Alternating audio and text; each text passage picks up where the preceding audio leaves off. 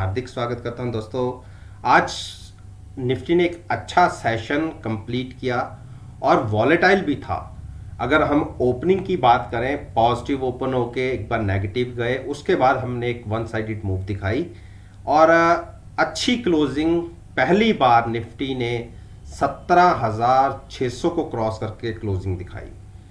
110 point की move long side पर एक अच्छी बढ़िया क्लोजिंग कह सकते हैं। और मैंने क्या अपनी पिछली वीडियो के अंदर प्रेडिक्ट किया था, प्रेडिक्ट वर्ड सही नहीं रहेगा, पॉसिबिलिटीज के ऊपर बात करते हैं कि कैसी पॉसिबिलिटीज दिख सकती थी स्टॉक से रिलेटेड। वो जो मैंने वीडियो पोस्ट की थी एक दिन पहले, किसी ने नहीं देखी, नीचे डिस्क्रिप्शन बॉक्स के अंदर उसका लिंक है, आप उस वीडियो को देखिए। और आज जो सेशन कंप्लीट हुआ है उसके साथ आप खुद एनालाइज कीजिए। मैं इस वीडियो के अंदर वो भी बताता रहूंगा कि मैंने कहा क्या था और कैसे रिजल्ट्स हमें देखने को मिले। इसके साथ साथ आप सभी जानते हैं कि मेरा एक व्हाट्सएप ग्रुप भी है जो मैंने आप लोगों की रिक्वेस्ट के ऊपर ही शुरू किया था और तकरीबन 2 महीने होने वाले हैं। अगर आज उसकी परफॉर्मेंस की बात करूं तो आज हमने ज़्यादा तो नहीं, तकरीबन 4-5 ट्रेड लिए। जो ट्रेड हमने क्लोज किया, आज मैं क्लोज की बात करता हूं। एक ट्रेड हमने आईसीआईसीआई बैंक में लिया हुआ था, 1-2 दिन पहले का था। उसके अंदर हमने अच्छा प्रॉफिट लिया है, 12 से 13 हज़ार रुपये के आसपास का। एक एशियन पेंट मैंने शॉर्ट किया हुआ था, उसमें भी तकरीबन 15 पॉइंट्स हमें मिले। तो अगर 300 का लॉट है तो 4-4.5 हज़ार रुपये मान लीजिए।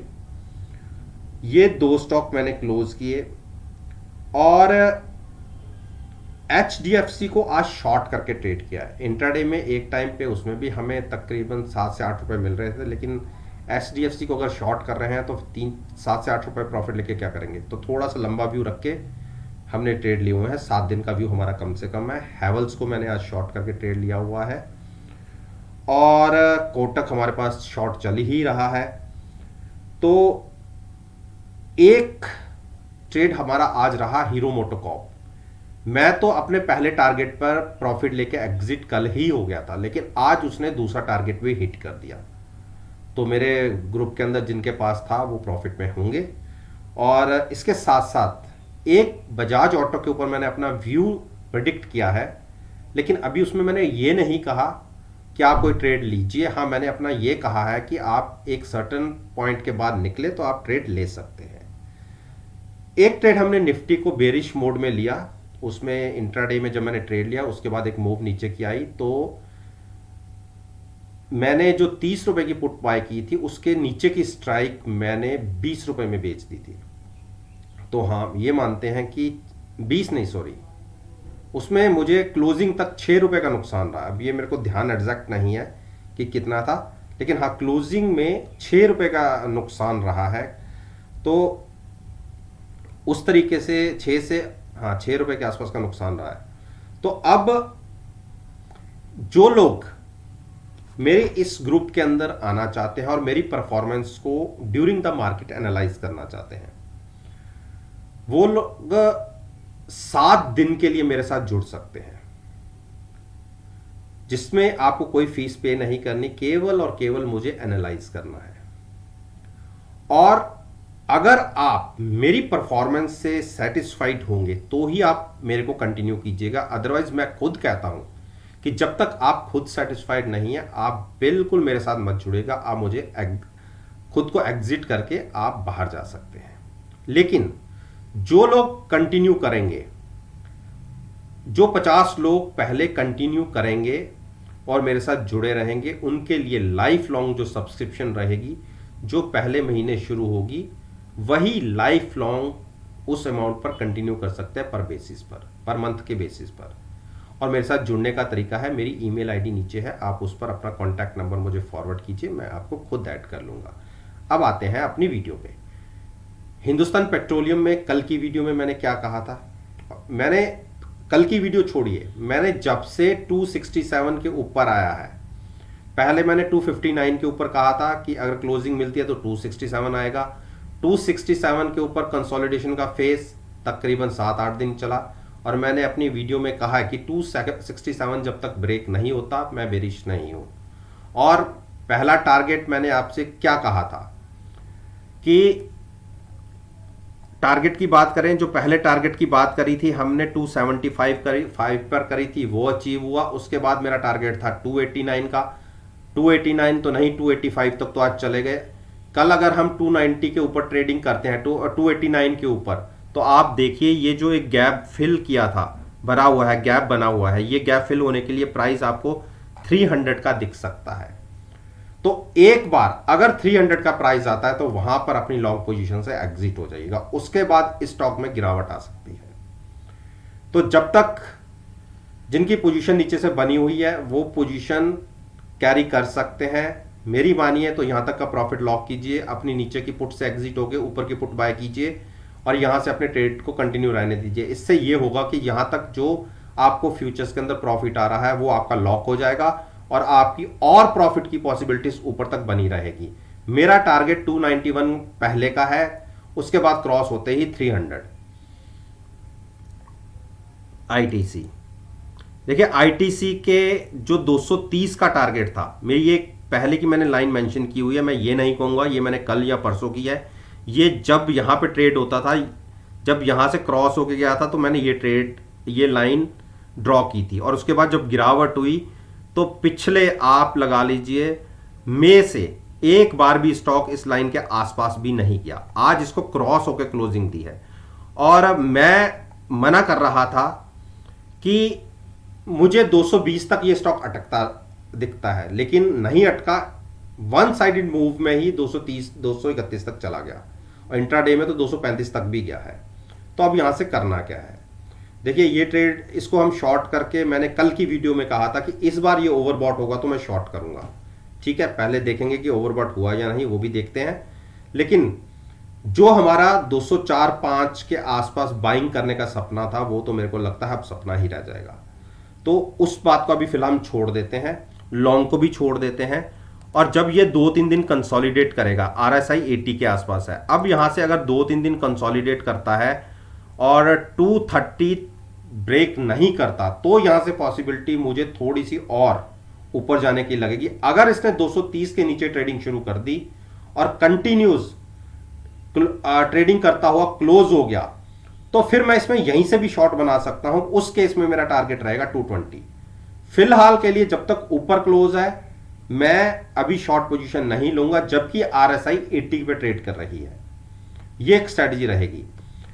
तो अब जो लॉन्ग करना चाहते हैं, लॉन्ग इस स्टॉक को भी फिलहाल के लिए थोड़ा सा अवॉइड कीजिए। एक बड़ा रनअप आ चुका है, अगर यहां से ये ट्रैप हो गए तो अगले 6 महीने आपके फिर से आपका प्राइसेस नहीं देखेंगे। इसलिए एफएमसीजी सेक्टर के और दूसरे स्टॉक्स भी हैं, आप उसमें एंट्री ले सकते हैं। अब बात करते हैं हिंडाल्को। देखिए हिंडाल्को थोड़ा सा थकना शुरू हो गया है यहां पे जाके, और जो मैं सोच रहा था कि ऊपर जाके 500 के ऊपर या 505 के आसपास शॉर्ट करेंगे, वो प्राइस अभी 1-2 दिन तो मुझे लगते नहीं है, लेकिन अगर फिर भी 500 या 500 के ऊपर चला जाएगा तो बिल्कुल शॉर्ट करूंगा।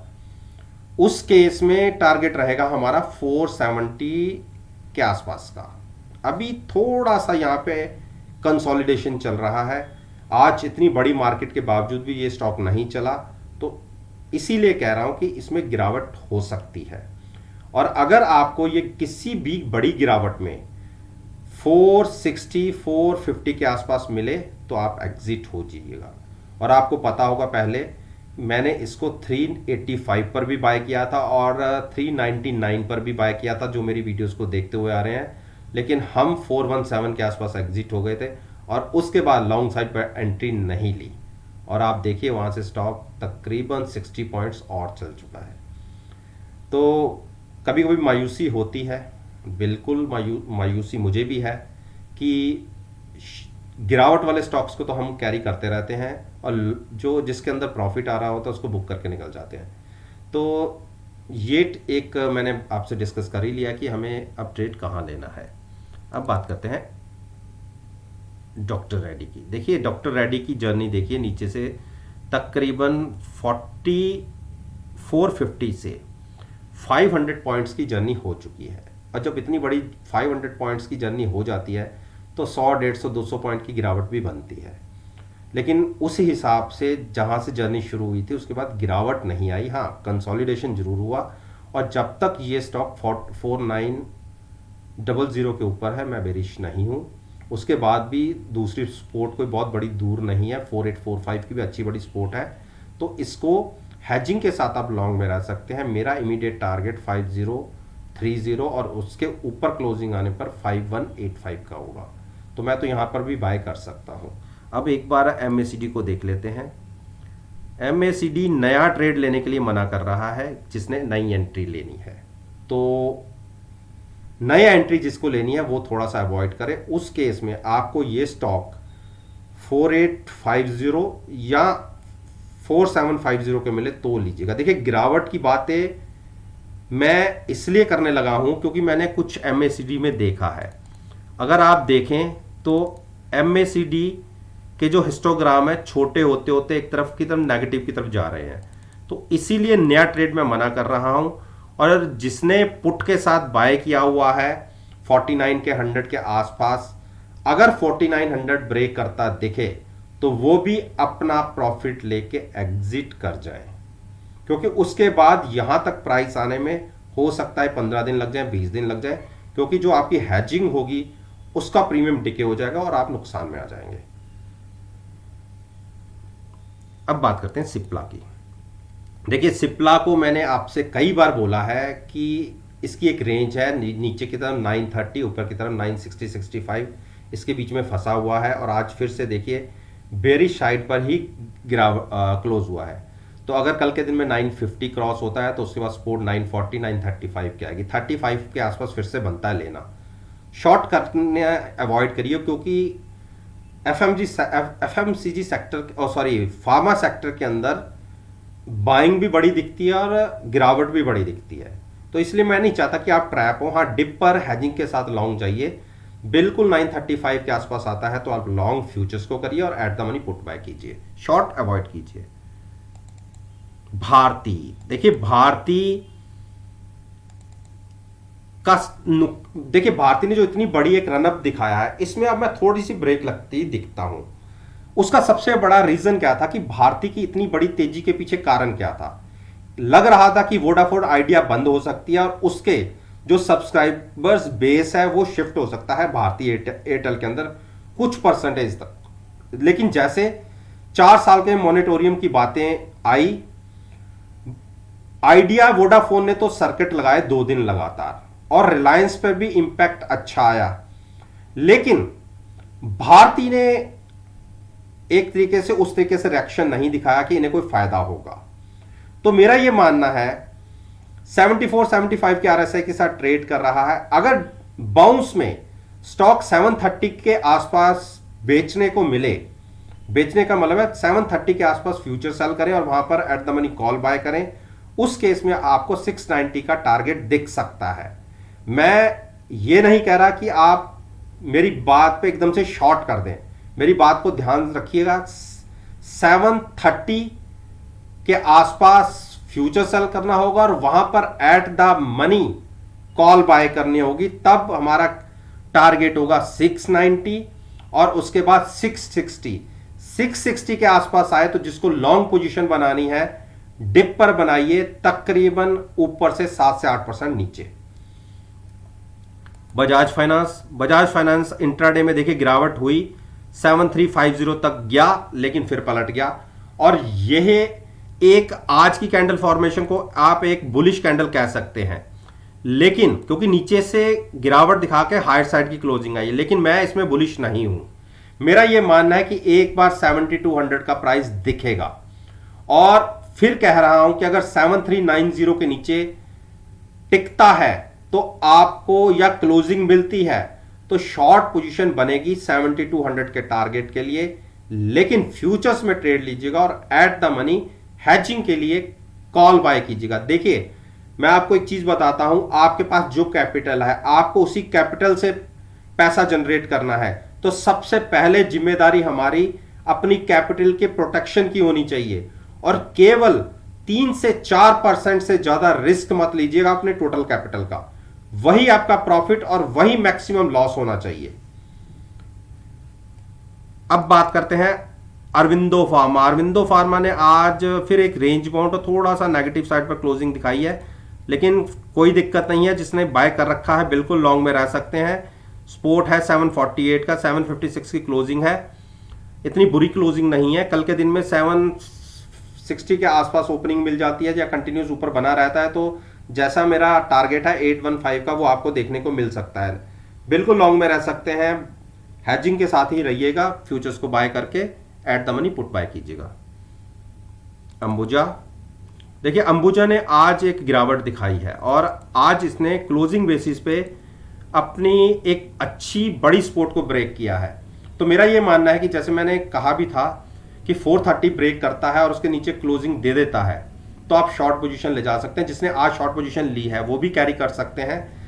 तकरीबन 430 की कॉल के साथ, 430 के आसपास जो कॉल होगी उसको बाय करके फ्यूचर सेल कर सकते हैं। टारगेट 425 415 का होगा। जिसको बाय करना है 415 या 400 के बीच में कहीं मिले तो आप फ्यूचर्स को लॉन्ग कर सकते हैं। जिन्होंने डिप पर बाइंग करने की जिसकी स्ट्रेटजी है, मैं तो यहां से शॉर्ट की भी एक स्ट्रेटजी क्रिएट कर सकता हूं और बिल्कुल बियरिश क्रॉसओवर है, यहां से शॉर्ट पोजीशन बनती भी है। तो दोस्तों, ये मैंने निफ्टी इंडेक्स के 10 स्टॉक्स के ऊपर अपना ओपिनियन आपके साथ शेयर किया है और मेरा ये मानना है कि अगर मेरी इस वीडियो को आप कल के ट्रेडिंग सेशन 17 सितंबर के साथ एनालाइज करेंगे, यकीन मानिए आपको बहुत अच्छे प्रॉफिटेबल रिजल्ट्स देखने को मिलेंगे। वीडियो अच्छी लगे तो मेरे साथ मेरे चैनल पर जुड़िए, मेरे चैनल को सब्सक्राइब कीजिए और साथ में बेल आइकन के बटन को प्रेस करना मत भूलिएगा ताकि नोटिफिकेशन टाइम से आप तक डिलीवर हो सके। इस बात के साथ मैं आपसे विदा लेता हूं और एक नई वीडियो के साथ फिर से आपके सामने आऊंगा। तब तक के लिए धन्यवाद।